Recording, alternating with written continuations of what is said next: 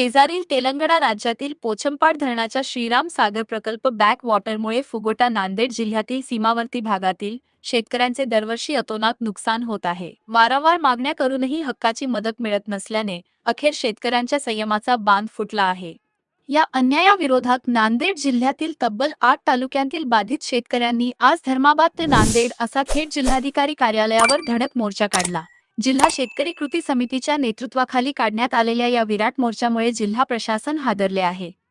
पोचमपाड धरणात पाणी साठवले की त्याचे बॅकवॉटर नांदेड जिल्ह्यातील नदीकाठच्या शेतजमिनीत घुसते।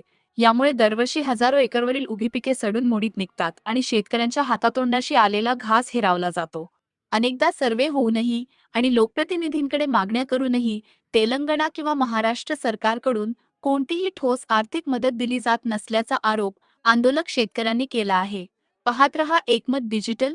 जिल्हा जनआंदोलन संघ सभेच्या वतीनं गेल्या 45 वर्षापासून पोचमपाडच्या बॅकवॉटरमध्ये बाधित असणाऱ्या शेतकऱ्यांनी हा एक ठिकाणी मोर्चाद्वारे आपला रोष व्यक्त केलेला आहे। 1983ला तेलंगणामध्ये जे पोचमपाड श्रीराम सागर या नावानं ओळखलं जातं त्या धरणाची निर्मिती झाली।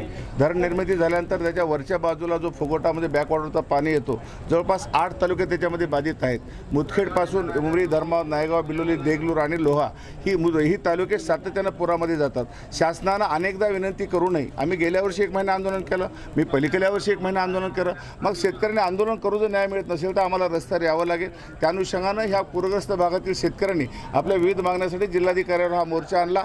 आमची प्रामुख्यानं मागणी आहे जे सरकार आलमट्टी धरणाच्या अनुषंगानं कोल्हापूरमधल्या बाधित शेतकऱ्याला जो न्याय देतो आहे, त्यांना जो GR लागू केला, ज्यांना आपल्या अतिवृष्टी मदत तिप्पट मिळते, त्यांचं पूरग्रस्ताचं कर्ज माफ आहे, तोच GR नांदेडमधल्या पूरग्रस्तांना लागू करावा अशी आमची मागणी आहे। त्याचं भौगोलिक कार्यक्रम मी महाराष्ट्र प्रदेश सचिवांना सांगितलं आहे, जे मुख्यमंत्र्यांचे सचिव आहे श्रीकर परदेशी, मी सर्व मंत्र्यांना पण सांगितलं आहे। कारण नांदेडला येणारी गोदावरी ही नाशिकहून येते। नाशिक हा महाराष्ट्राच्या पश्चिमेचा जिल्हा। नाशिकहून गोदावरी नांदेडमध्ये 700 किलोमीटर येते। येताना नदीमध्ये 6 धरणाचं पाणी टाकलं जातं, 9 नद्या तिला मिसळतात। मग प्रचंड असा महापूर घेऊन जर महाराष्ट्राचा पूर आमचा नांदेड जिल्हा झेलत असेल आणि नांदेडच्या पूर्वेकडले तालुके उमरी, धर्माबाद, नायगाव, देगलूर, बिलोली ही तालुके, मुदखेड ही तालुके सातत्याने अतिवृष्टीमध्ये आहेत। शेतकरी उद्ध्वस्त झाला आहे। शेतकऱ्याकडे 10 पैसे नाहीत, मुलांचं शिक्षण आहे, मुलींचं लग्न आहे। मग आमचा शेतकरी किती दिवस त्रास सहन करणार? मग शासनाला जागा करण्यासाठी आम्हाला रस्त्यावर आज 45 डिग्रीचं टेम्परेचर आहे। आज माता भगिनी या रस्त्यावर आहेत कशासाठी? येणाऱ्या पिढीसाठी। आम्ही त्या ठिकाणी शासनाला विनंती करतोय, 45 वर्षात आम्ही महापूर सहन केला आहे। आमच्या ह्या मुलांसाठी शिक्षणासाठी म्हणा,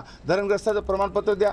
ज्या ठिकाणाहून पूर गेला आहे, मी शासनाकडे स्वतः साहेबाकडे माझी बैठक झाली, प्रदेश सचिव साहेबांकडे, की जो भाग पूरग्रस्त आहे अशा ठिकाणी कापणीपर्यंत तुम्ही कशाची पंचनामे करत आहात? ह्या लोकांना 100% पीक विमा लागू करा, जेणेकरून शेतकरी उभं टाकेल। याच अनुषंगानं पूरग्रस्त शेतकरी गरीब आहे, त्यांना खतासाठी सबसिडी द्या आणि आमच्या भागातल्या लोकांना एक न्याय द्या, ही मागणी मी शासनाकडे मोर्चाद्वारे केली आहे। मी धर्माबाद तालुका नायगाव धमधून मोर्चा निघण्यात आला ते नांदेड कलेक्टर ऑफिसमध्ये।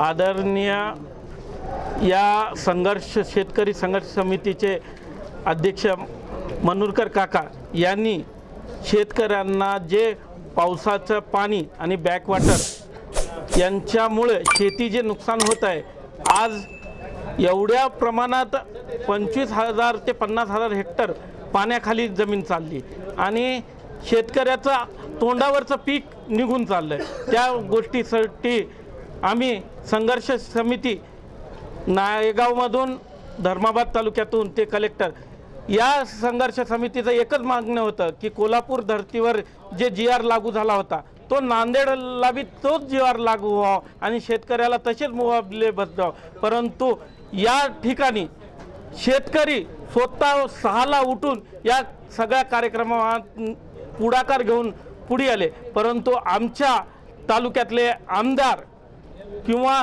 पदाधिकारी कोणी झाले नाहीत आणि स्वतःला तर शेतकरी नेते म्हणतात आणि शेतकऱ्या स्वतः झोपून AC मध्ये आहेत आणि शेतकरी एवढ्या उन्हाच्या तळतळामध्ये आज कलेक्टर ऑफिसला येऊन निवेदन देतात।